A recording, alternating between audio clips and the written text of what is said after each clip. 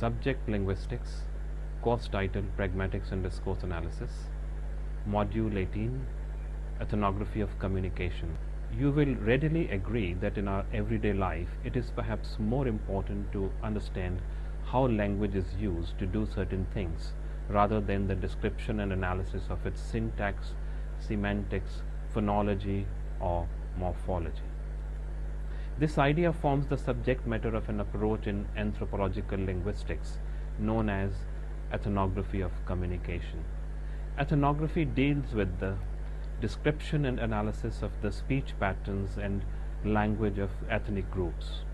This approach finds its origin in the works of Del Hymes and John Gompers in the early 1960s. Hymes rejected abstract analysis of language and grammar and emphasized the analysis of language in social settings, thus helping in describing the rituals, traditions, behaviors, and speech of tribal and non-tribal communities. Hymes was against the Chomskyan paradigm, especially Chomsky's idea of a homogeneous environment where speaker and hearer communicate without any distractions.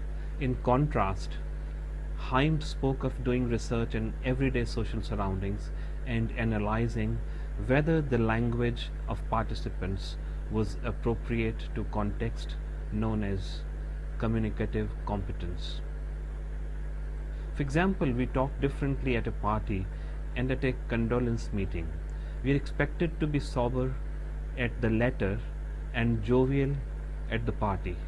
Thus, ethnography examines the speech patterns of individuals in their ethnic settings in interaction with other members of society.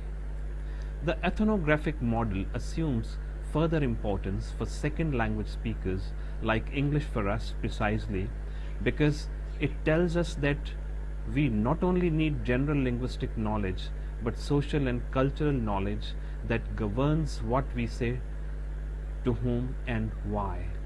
This means that norms of speaking vary across cultures. For example, in the American culture, people address their superiors by their first names, but this practice is relatively less prevalent in the Indian context. Similarly, we find that Arabs engage in greater interpersonal contact as compared to Americans and Japanese. We will now discuss some of the fundamental concepts in ethnography, namely speech community, speech event, and speech acts, before describing the model propounded by Hymes in 1986. Hymes states that speech community is a difficult notion to define, but it's important because it postulates the unit of description as a social rather than a linguistic entity. Hymes further explains that a speech community in the ethnographic sense may be defined as a community sharing rules for the conduct and interpretation of speech and rules for the interpretation of at least one linguistic variety. Both conditions are necessary. One cannot claim to be a member of a speech community simply by sharing grammatical rules from a language variety. Hymes said that one could grammatically identify someone's language but not understand the message because one may not be aware of how or what a request answer question is in that language, or what is the role of irony, silence, emphasis in a language. This means that the content and the way it is presented might be unknown to the speaker. Thus, to the extent that speakers share knowledge of the communicative constraints and options in a particular social context, they were said to be members of the same speech community. This means that the members need not speak the same language all the time, but they need to share at least one language so that social meanings could be decoded and communication could be successful. Figueroa 1994 and Scher 2006 are of the view that the notion of speech community can be viewed from three perspectives: structural linguistics, sociology of language and ethnography of communication, and Lebovian sociolinguistics. A speech community in the first sense means the existence of a single language. In the second sense, it means a speech community where people are united by symbolic integration, creating a dense network of communication. According to Himes, the existence of at least one shared linguistic system is a necessary but not a sufficient condition. In the third sense, being a part of a speech community means sharing same attitudes and values towards a language. It is clear by now that speech communities are constituted not just by a shared variety of language, but shared sets of norms and conventions of language use. For instance, a second language speaker of English, like we are, together with the native speaker of English, would form a speech community only if we also share norms, socially accepted and culturally appropriate linguistic behavior of language use. A person can belong to more than one speech community depending on his linguistic repertoires, socialization patterns, and social roles. Other essentials in the ethnographic framework are the notions of speech situation, speech event, and speech act. These are hierarchical units where a speech act is part of a speech event and the event is part of a speech situation. The example that Himes gives is of a party that includes a dinner and one of the guests cracks a joke. Here the party is a speech situation and the dinner is the speech event and the joke is the speech act. A speech situation can include many speech events and the latter consists of several speech acts. The three concepts are thus interrelated. Moreover, an understanding of these concepts is a prerequisite for an ethnographic analysis based on Himes' 16-point model. Ceremonies, fights, hunts, meals, lovemaking, and the like are some of the situations given by Himes. According to Himes, a hunt, for example, may comprise both verbal and non-verbal events, and the verbal events may be more than one type. We will now discuss the notion of a speech event.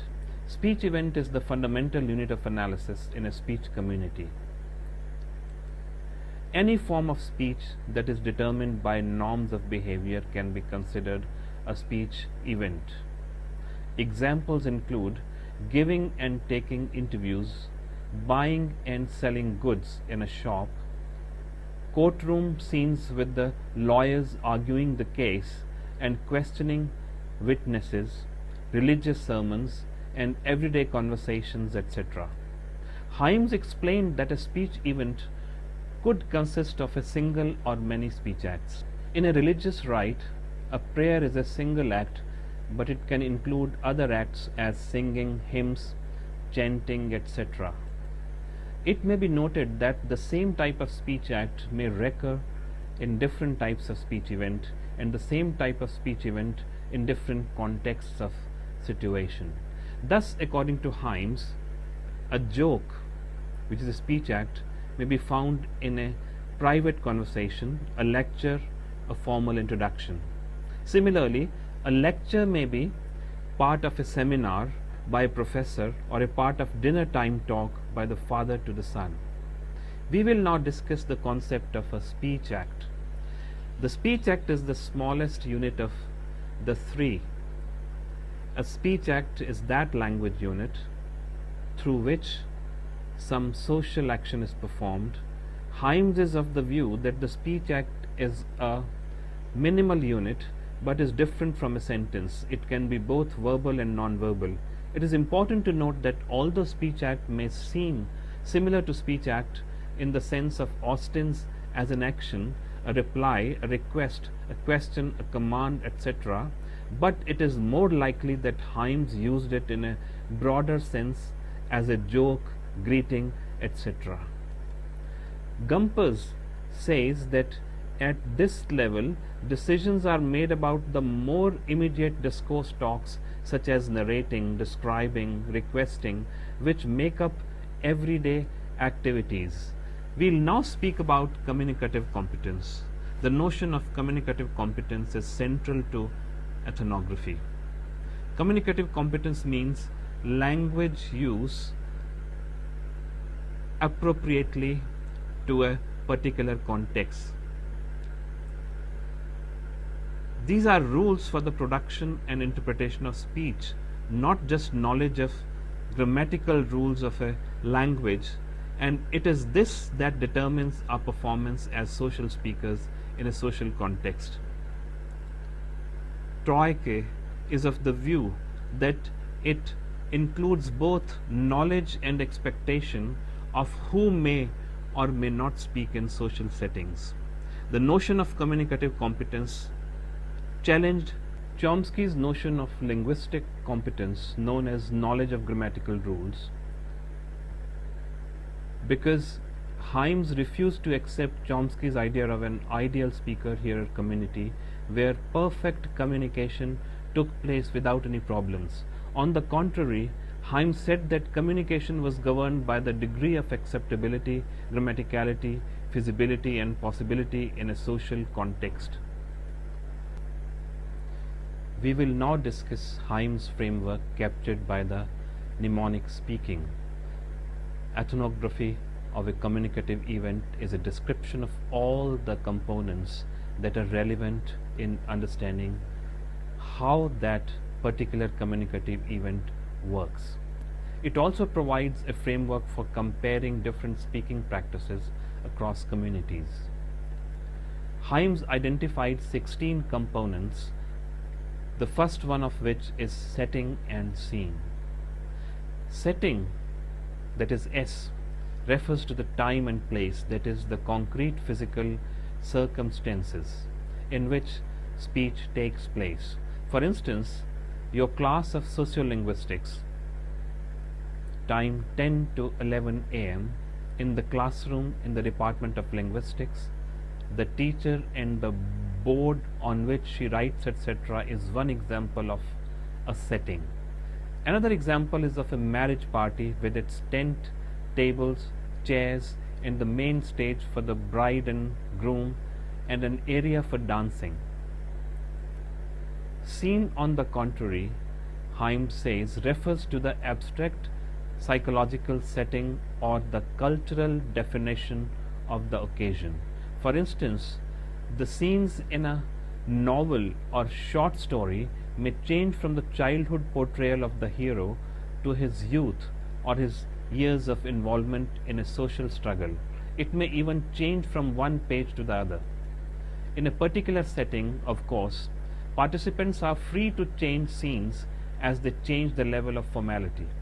Your teacher might be serious while explaining the theoretical basis of the ethnography of communication, but might get angry if the students are not serious, or she might evoke laughter by cracking a joke if it is necessary to change the mood of the class.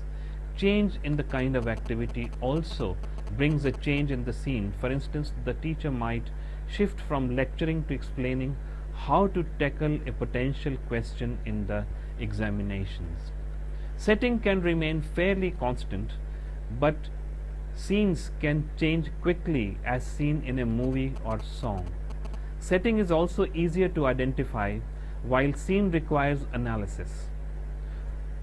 We will now talk about the participant framework, P, the second component in the model.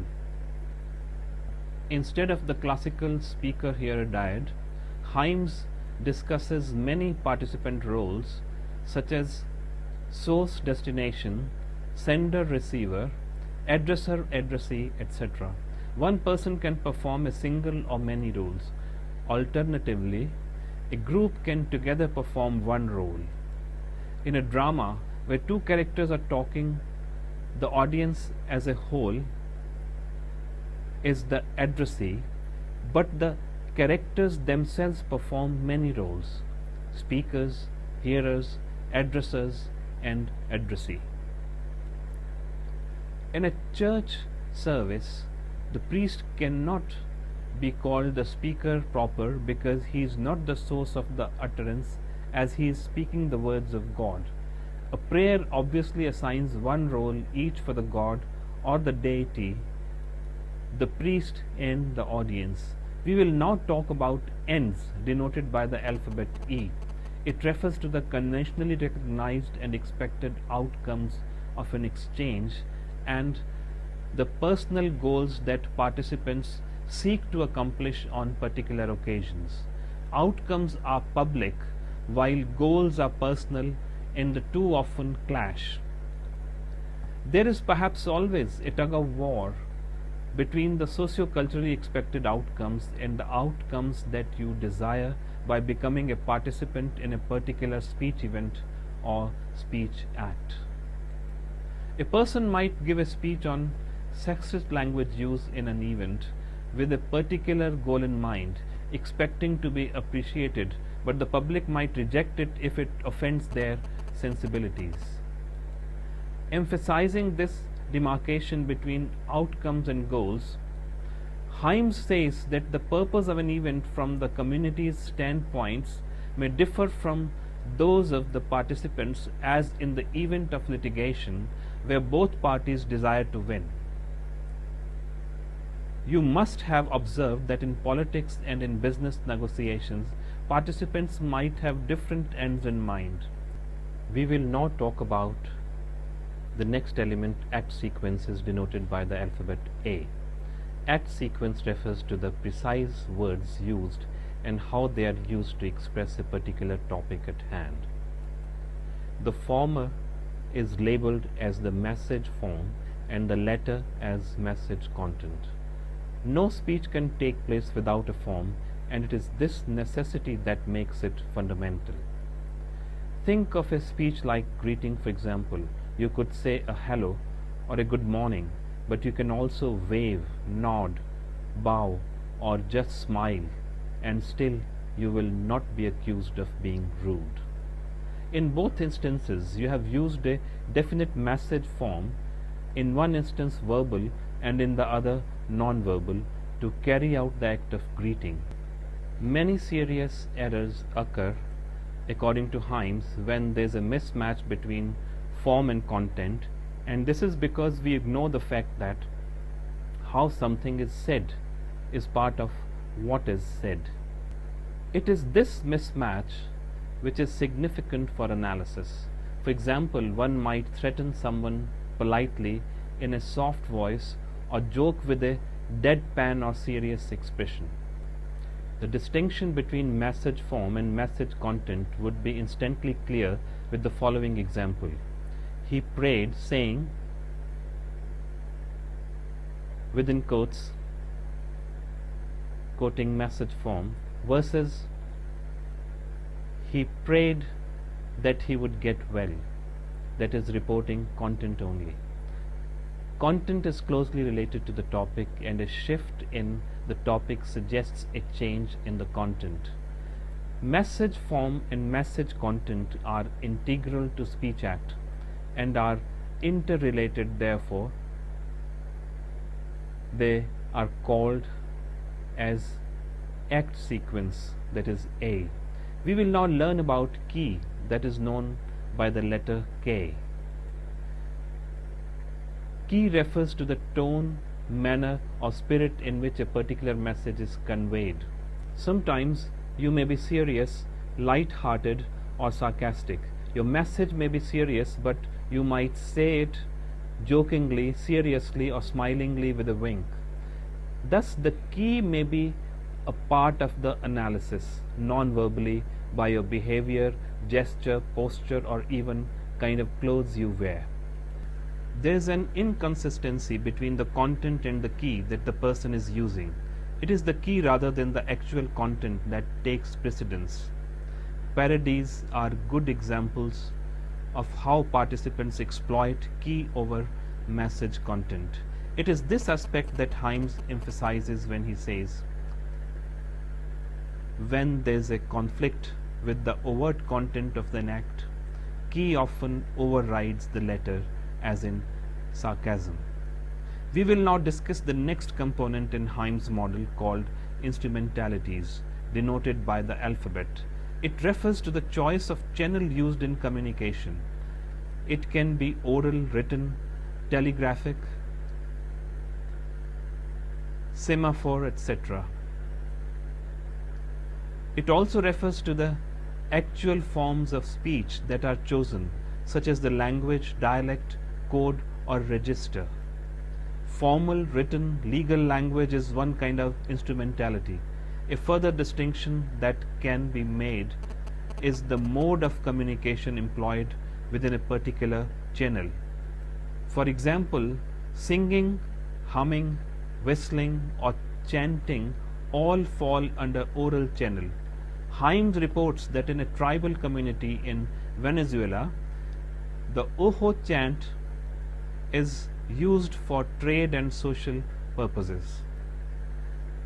Norms of interaction refers to the specific behaviors and properties that attach to speaking, that one must not interrupt, for example, or that one may freely do so, that normal voice should not be used except when scheduled in a church service, whisper otherwise, that turns in speaking are to be allocated in a certain way.